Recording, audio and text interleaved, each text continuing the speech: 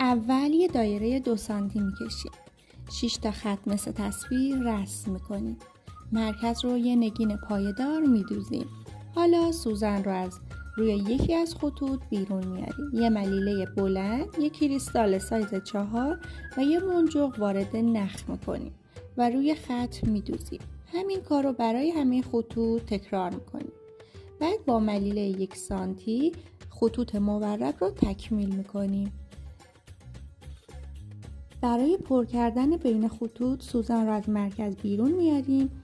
یه مروارید سایز 6، یک کریستال سایز 6 و یک کریستال سایز 4 رد میکنیم و دوباره وارد پارچه میشیم. این کار رو برای همه قسمت ها تکرار میکنیم تا دونه برفی زیبامون تکمیل بشه. این طرح رو میتونید روی کلاه، شومیز یا هر جای دیگه بدوزید و لذت ببرید. من لیلا جباری هستم، مدرس جواهردوزی. قراره توی این پیج کلی آموزش رایگان براتون بذارم، پس با من همراه باشید.